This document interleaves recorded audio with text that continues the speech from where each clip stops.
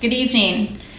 It is a real privilege to be here with you this evening, and it's an honor to speak at the Grant Lowry Lecture. When I look back at the esteemed speakers, I have to admit I'm humbled and more than a little intimidated.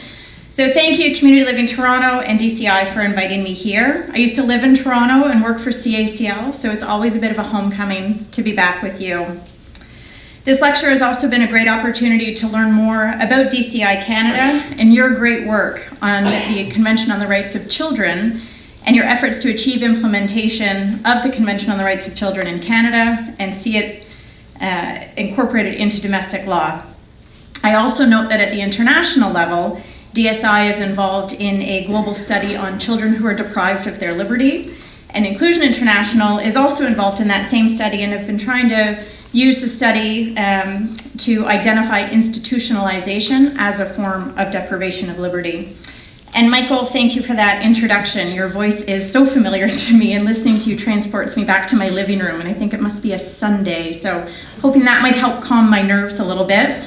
And while my mom isn't able to be here tonight, my brother and sister are here, which is a lovely treat for me. I'm the youngest, and I basically capped out when I was about 12 years old in their eyes, and so it's nice to actually present myself as an adult in front of my siblings. So thank you for letting that happen. And lastly, thank you to all of you for coming. I know how busy everyone is, and it's really exciting to be part of this lecture this evening. It's energizing to be in a room so full of passion and dedication to the rights of children with intellectual disabilities. We know that around the world there's an estimated 93 to 150 million kids with disabilities. While data on children with intellectual disabilities is even less precise, we ballpark that it's about 24% of kids with disabilities are children with intellectual disabilities. And it's really important that we remember when we talk about UN conventions that we are talking about the lives of these children. Around the world, children with intellectual disabilities are among the most vulnerable and the most excluded. They are often invisible and ignored by their communities, their policymakers, and their laws. By securing a human rights framework for children with disabilities, we have to acknowledge that UN conventions have already made promising change by giving us tools to shed light on the marginalization and exclusion of children with disabilities and the opportunity to tackle that exclusion. So as mentioned, I'm Anna MacQuarrie. I'm the Director of Global Advocacy and Human Rights for Inclusion International, and I've been asked to speak tonight about UN conventions, if they are real promises or just words. And as I stand here, I feel I do have to have a bit of a confession that I'm a believer. I am an unapologetic, enthusiastic believer in conventions and their capacity to make change. The reason for this is largely related directly to my experience of being involved in the development and negotiation of the UN Convention on the Rights of Persons with Disabilities, often shortened to CRPD. And I believe the CRPD offers us an opportunity to reimagine the Convention on the Rights of Children, and that the lessons learned from the development of the UN Convention on the Rights of Persons with Disabilities gives us a unique opportunity to ensure that all conventions indeed are more than just words. So I'm going to start with a little bit of history around how we got to where we are today. So if we look back internationally, our human rights foundations took root mainly through the Universal Declaration of Human Rights in 1948. Followed up with the International Covenants on Civil and Political Rights and Economic, Social, and Cultural Rights in 1966. But over the course of time, our understanding of human rights and how they are realized has evolved. In particular, we really came to realize that particular populations experience particular rights-based violations in particular ways. So we knew we had to get more specific with our human rights treaties to be more effective. So as a result, through the 80s, we started to see more specific conventions that were being created. There's a convention on women, known as CEDAW, and certainly the Convention on the Rights of Children. Another important change over our time is that our understanding of disability has changed dramatically in the last 30 years. I dare say even in the last 10 years. So while we knew existing human rights conventions were not effectively or adequately addressing the rights of persons with disabilities, or providing rights-based solutions to exclusion. So a dedicated convention on disability became an opportunity to do this. When, in 2001, the resolution to explore the development of what's now the Convention on the Rights of Persons with Disabilities went forward, we knew we had a shot and that we could use these historical learnings of how rights are realized, of how we have come to understand disability, to create something different. When we look at the Convention on the Rights of Children and the Convention on the Rights of Persons with Disabilities, there's some commonalities and some differences. So the Convention on the Rights of Children took about 10 years to negotiate. It was adopted in 1989 and ratified by Canada in 1991. The Convention on the Rights of Persons with Disabilities took less than 6 years from start to finish, from the 2001 resolution to the 2002 adoption. It was finished. This is like lightning speed at the United Nations. Nothing goes that fast. And in fact, it is the fastest negotiated convention in the history of the United Nations. So it was adopted in 2006 and Canada ratified in 2010. The Convention on Rights of Children was the first core human rights treaty, international human rights treaty, that had an explicit focus on the rights of kids with disabilities and was designed to provide both universal protection for children with disabilities and special recognition through Article 23, which is focused on disability, about the needs of kids with disabilities and what they need to realize those universal rights. This was a significant accomplishment, and it provided for the first time that explicit human rights protection. However, appreciating the time it was being developed, our understanding of disability at the time, it did position disability in a really medical model. Sort of falls back into that special things for special people kind of approach. It's really about specialized services, and it's anchored around this notion of best interest. And as we've come to understand more about best interest, we've really seen often best interest gets used against kids with disabilities. It's in your best interest that you're in a segregated class. It's in your best interest that you're in an institution. So this siloing that we've seen of disability in the Convention on the Rights of Children continues to have marginalizing effect on children with disability today. For example, country reports on the Convention on the Rights of the Child tend to completely ignore kids with disabilities unless they're talking about the article on disability. So the mainstream articles like education, which is a huge issue for people with disabilities, tends to be void of references to inclusive education or what education is happening for kids with disabilities. This approach undermines the opportunities for an inclusive implementation of the Convention on the Rights of the Child. Comparatively, the Convention on the Rights of Persons with Disabilities is firmly anchored in a social model of disability. It provides an articulation of human rights within a disability context. So the Convention on the Rights of Persons with Disabilities doesn't give us any new rights, but it says what existing rights mean for people with disabilities. It moves away from simply listing off, here's what your rights are, to articulating what has to be in place to make those rights real and meaningful. It outlines what governments, UN agencies, others need to do to make those rights real. And this approach allowed us to secure new concepts and anchor the conditions required to make inclusive rights happen. So in doing so, we were able to achieve really amazing things with the UN Convention on the Rights of Persons with Disabilities. We were able to secure a right to inclusive education, not just a right to education, but a right to inclusive education.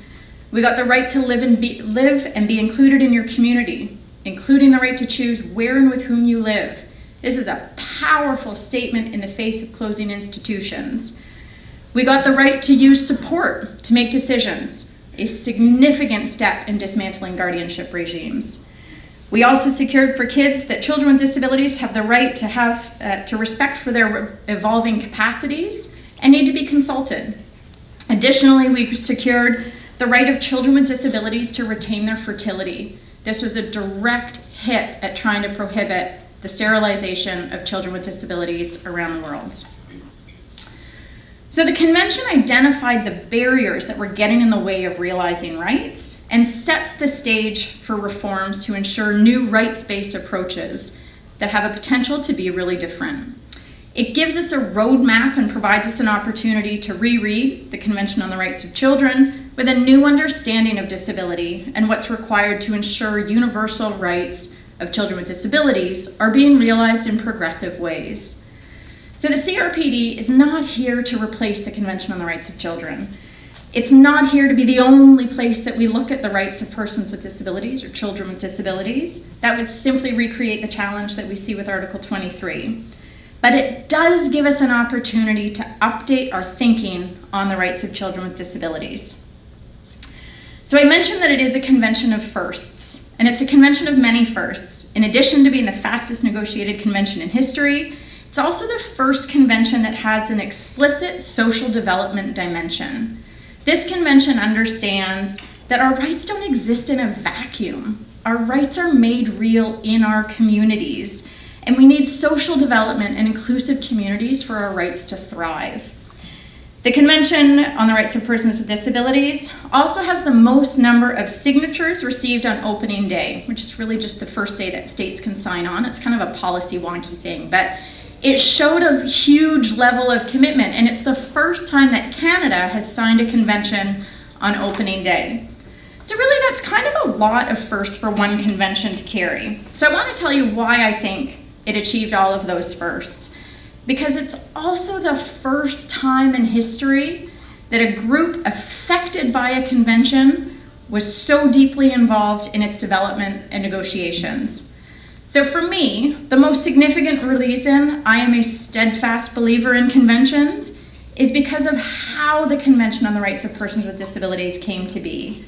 I believe we need to use the lessons from that experience to help ensure that all conventions are more than just words. So for those of you who may have heard me speak before on the convention, you may recall one thing I like to highlight about myself is that I'm not a lawyer. I am you. I am civil society.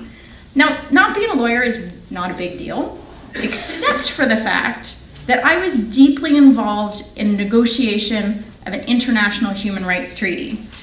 And it's also a bit of a big deal when sometimes the actual lawyers in the room get a little bit weak when I start trying to explain human rights law and in ways that make sense to me.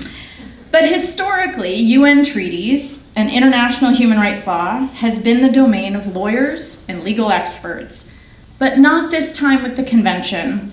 It was the expertise of people with disabilities, of children with disabilities, and families that informed the convention. We weren't just in the room, but active participants. Inclusion International and the Canadian Association for Community Living had delegations in each negotiating session, and our delegations were led by people with disabilities and families, including a group of Canadian youth that joined us for the third ad hoc committee meeting in May of 2004. By the time we got to the final negotiating session in 2006, more than 800 people were involved in negotiating the convention and taking part in the UN in New York. This experience resulted in transformative change that for many delegates was deeply personal.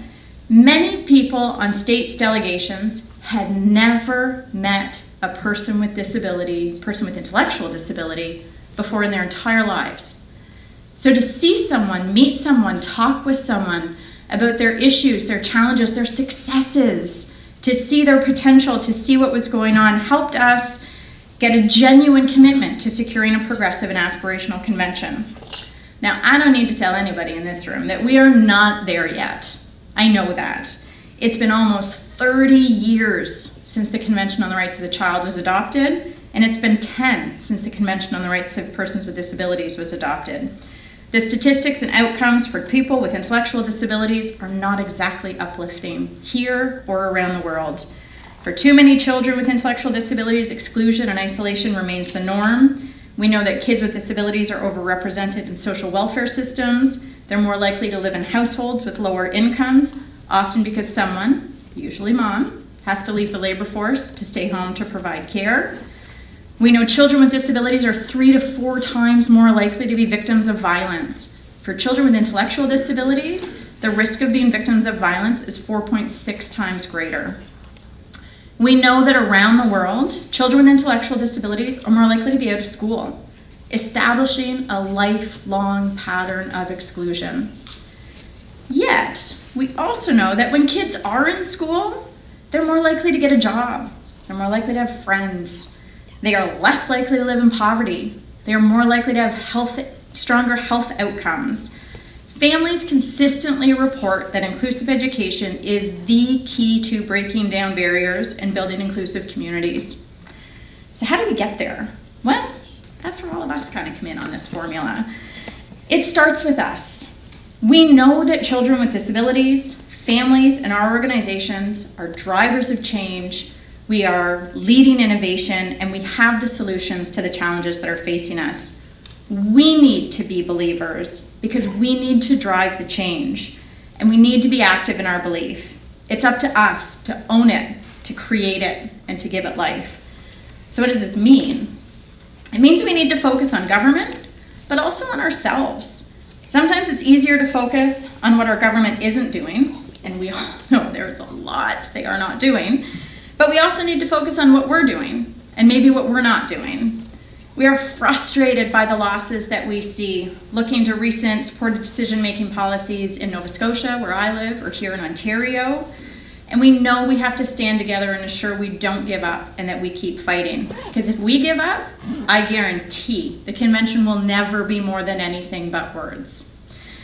I think we have a lot to learn from the negotiations that I was talking about with the Convention on the Rights of Persons with Disabilities. Specifically, we have learned that making something real has an impact. Real people telling real stories made the convention real for states' parties. They couldn't ignore what was in front of them. We learned that partnerships were critical, internally as well as externally. We needed to get our own house in order. The only people who benefit from a divided community is government, because it gives them permission to do nothing. So we need to align ourselves and work together in partnership. And we need to work in partnership externally. We need to work with governments. Is the convention written exactly the way I would have liked it to be? No, but it's not written exactly the way the governments would have wanted it written either. I think one of the great losses post-negotiation has been that sense of partnership. When the convention came home for domestic ratification, we were no longer in the room. We've been blocked out of the discussions and haven't been part of the hard discussions we need to have. And they can be hard discussions. And I think it's important to share, negotiating the convention was not easy. It was not an easy task to bring 192 member states together to talk about disability. It was an awful task on a lot of days. We had stereotypes, assumptions, extraordinarily offensive and outdated language use, and not just from government delegations. I have often joked that I'd anticipated the tension between government and civil society. I had not anticipated the tension amongst civil society. But over those 8 ad hoc committee negotiating sessions, we came together. We developed a common voice and a partnership with each other and with governments, and we couldn't be ignored because of that. And coming together isn't easy, but it's an essential part of moving beyond words, and I believe the way the Convention on the Rights of Persons with Disabilities was developed and the results that it achieved gives us a new brand of convention that has the potential for dramatically different outcomes. So what do we need to do to make sure that conventions are more than just words? I suggest it means we need to look closely, not just at what government is doing, but what we're doing. And we have to ask ourselves some tough questions. Sort of identified 5 key areas that we need to look at. One is this notion of partnerships. We cannot do this alone, but what are we doing about this? How are we connected to mainstream advocacy organizations committed to education, for example? Inclusive education is better education for all kiddos in those classrooms. So how are we working with mainstream education partners to make sure we're all on the same page? What are we doing with groups like YMCA and Scouts Canada, who provide those critical recreational opportunities for kids to connect with their communities? Why am I still fighting to get my son into beavers, for goodness sakes? So we need to put our voice in the mix. With Time's Up and Me Too, we are witnessing an explosion of social justice. But where are we in this? How legitimate is a social justice movement that doesn't include people with intellectual disabilities? Inclusion riders were trending on Twitter. Where is our Time's Up movement? And where's our voice in that? And we know that partnerships cannot be about relinquishing space. They should be about creating shared space and a common commitment. There's a great saying, if you're not at the table, you are definitely on the menu. And you have to be there to make sure that your issues are being included. But in part, we've got to change that and to reflect one of my new favorite slogans. I don't know if anyone's seen the t-shirts that have been quite popular about this, but equal rights for others does not mean less rights for you. It's not pie. So we can't have this sense that if we're doing something for disability, we're taking something away from somebody else. We know that space for civil society is limited, and we are all fighting for airtime and space for our issues. But somewhere in that shrinking space, this sense that getting something at the sake of somebody else has taken root, and we cannot abide that narrative. There is room for us all to come together. Sometimes we do need to make space for voices that have historically been ignored. This isn't giving up rights. This is making sure all voices are at the table. At the last high-level political forum, which is the annual UN gathering for the Sustainable Development Goals and the Agenda 2030 program, people were complaining, civil society groups were complaining that people with disabilities were getting too much space. And I sort of countered back saying, we're making up for lost time. Like, come on, we've got to make sure we're involved in this. So what are we doing to make sure that the voices of children with intellectual disabilities are more part of mainstream efforts and being heard across the board? 2, we need our movement alongside us. We have to be brave enough to ask ourselves the tough questions. What are we doing to bring the convention to life? What are we doing to make sure that kids with intellectual disabilities are meaningfully included in their communities? They're going to school, and we're setting them up for a future of real jobs for real pay and living ordinary lives in ordinary houses on ordinary streets. If we're expecting others to walk the walk, we need to make sure we are too, and need to make sure that we're consistent and in line with the UN Convention on the Rights of Persons with Disabilities. My third point is that no one is one-dimensional. We need to look at what matters to children with intellectual disabilities and how they see themselves. What are we doing to address that disability is only one slice of who we are? What are we doing for children with intellectual disabilities who are racialized, or live in poverty, or are homeless, the statistic that Michael quoted at the beginning, or belong to the LGBTQ communities? We can't just look at children or disability from one lens. We've got to be celebrating and addressing the diversity of who we are and children with disability in their multidimensional approaches. 4, we have to hold governments to account. I know I'm talking a lot about what we have to do and questioning ourselves on what we're doing. In no means is that taken away from the fundamental responsibility of our governments to secure our rights and provide the necessary supports and services so children with intellectual disabilities can enjoy their rights on an equal basis with others. We cannot let governments off the hook. We sometimes think that power lives really far away from us, that conventions and other laws are important things written by important people in important places and sit on a shelf in a capital city somewhere. We have to reclaim that. We have the power. It lies within us.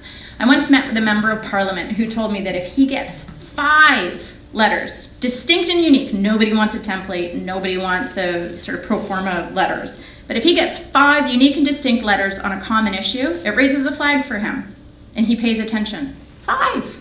This is not insurmountable.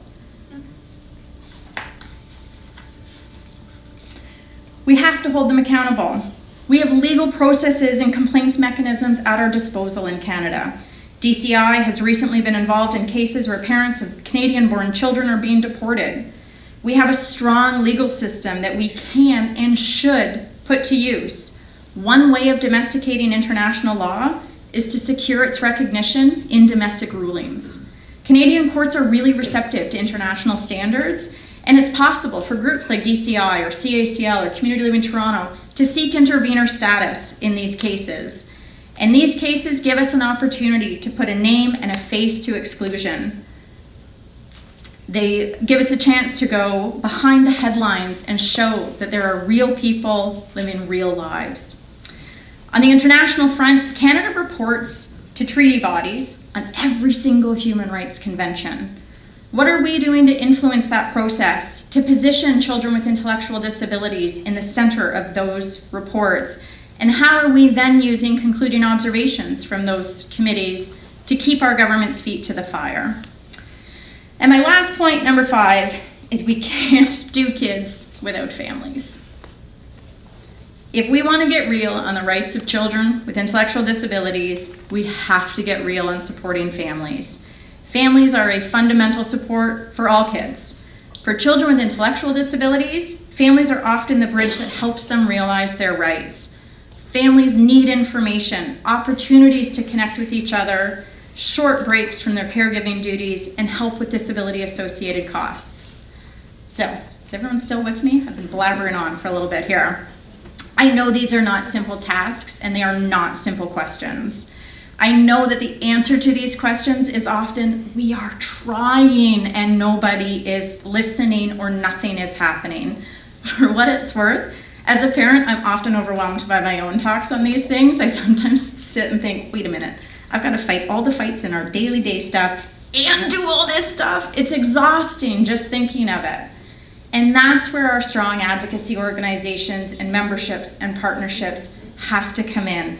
I can't do this alone. You can't do this alone. None of us can. We have to come together in solidarity and fight these fights together. Our rights are made real in our communities. The promise of convention relies both on a legal framework in our country, but also the efforts, those sometimes back-breaking, teeth-pulling, hair-pulling efforts that we put into building inclusive communities. On their own, conventions are simply legal tools.